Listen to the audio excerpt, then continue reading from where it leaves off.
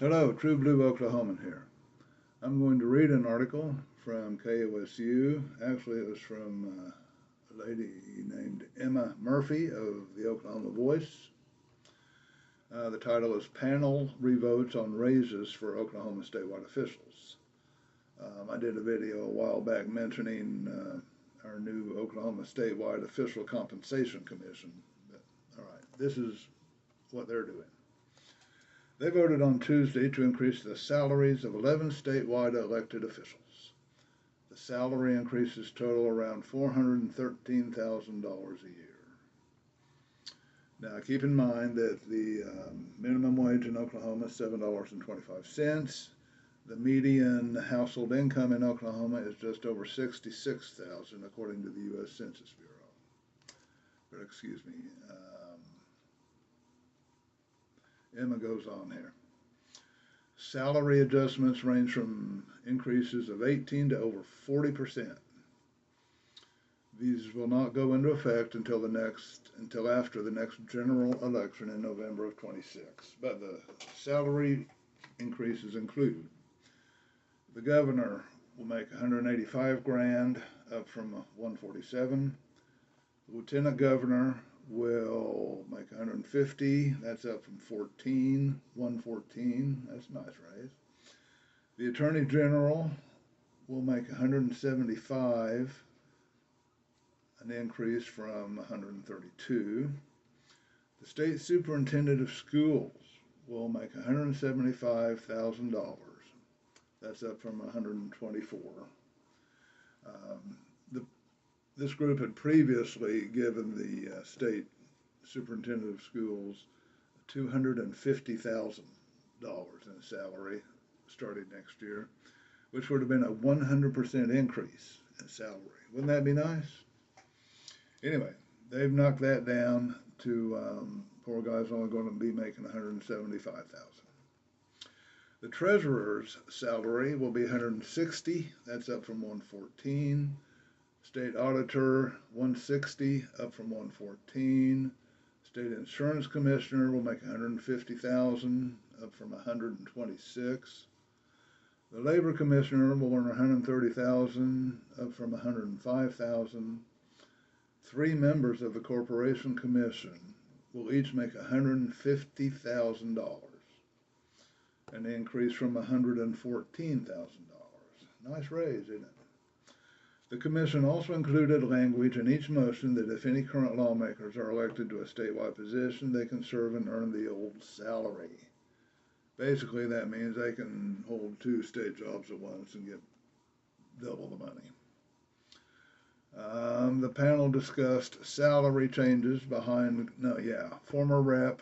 Mike Reynolds, a Republican from Oklahoma City, questioned the panel's transparency during a public comment period and said there was no public knowledge of what the proposed salary changes were ahead of the meeting, which is par for the course in Oklahoma. They have meetings in secret. The panel discussed salary changes behind closed doors in an executive session after discussing them in public at a meeting last week. Carter said the executive session allowed members to discuss changes to salaries more freely.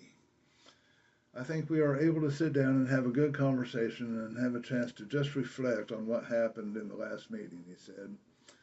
I think everybody wanted a do-over after the last meeting. He said the commission determined the new salaries based on inflation. He said in the years since the last salary adjustment, inflation has grown around 50%. I think all of us are aware of what's being said and thought, Carter said. And we wanted to do both. We wanted to both do the right thing for the state's elected officials, but also be very mindful of the hardworking Oklahomans and how they will receive that, particularly when we've been in a hard economic climate here recently. No shit, Sherlock. The group was forced to reconvene after it was discovered that a member, James Lee Wright, was a registered lobbyist and ineligible to be on the board. Lee Wright is a former Republican lawmaker. House Speaker Kyle Hilbert, a Republican from Bristow, then replaced Lee Wright with Krista Ratliff. There were 3 other new members of the panel on Tuesday, including Bill Kern, Charlie Hanema, appointed by Stitt, and Leslie Walker, appointed by Senate Pro Tem Lonnie Paxton.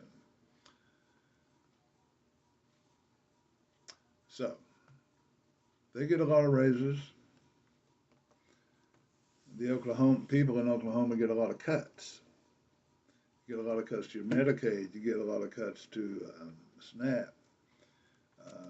Getting a lot of cuts in services from the VA. It goes on and on. You know, I go off on that all the time. Is this the time to be giving these guys these big raises? You know, some of them are 40%. Why don't they spend that effort and that money on the people in Oklahoma? If they want to generate more money in this state, raise the minimum wage. Then people have more money to spend, and they will spend it. Makes absolutely no sense, but this is the state of Oklahoma in all its glory right here. Giving itself raises while everybody else suffers. Remember that next time you get the chance to vote, next November. All these people that did all this are Republicans. Think about it. Have a good day.